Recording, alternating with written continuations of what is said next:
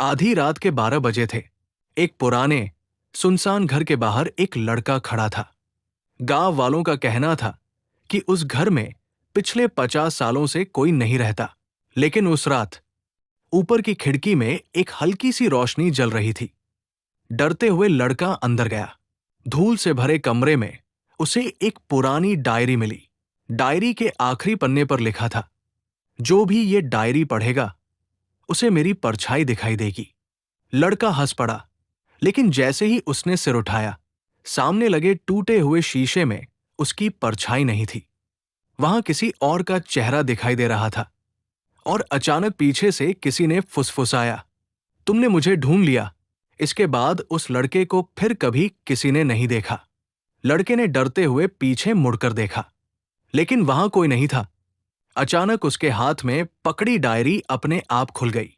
आखिरी पन्ने पर अब एक नई लाइन लिखी हुई थी, अगला नाम आरव। ये उसका अपना नाम था। उसके हाथ कांपने लगे। तभी उसे एहसास हुआ कि डायरी के हर पन्ने पर उन लोगों के नाम थे जो वर्षों से लापता हो चुके थे, और अब उसका नाम भी उस सूची में जुड़ चुका था। वो भागते हुए घर से बाहर निकला, लेकिन बाहर पहुंचकर उसने देखा कि पूरा गांव गायब था। सड़कें खाली थी, घर खंडहर बन चुके थे, मानो वो किसी दूसरी दुनिया में आ गया हो। तभी उसके फोन पर एक मैसेज आया, अनजान नंबर से, अब तुम भी इस घर के रखवाले हो। डरते हुए उसने ऊपर देखा। पुराने घर की खिड़की में एक परछाई खड़ी थी, और वह परछाई उसी की थी।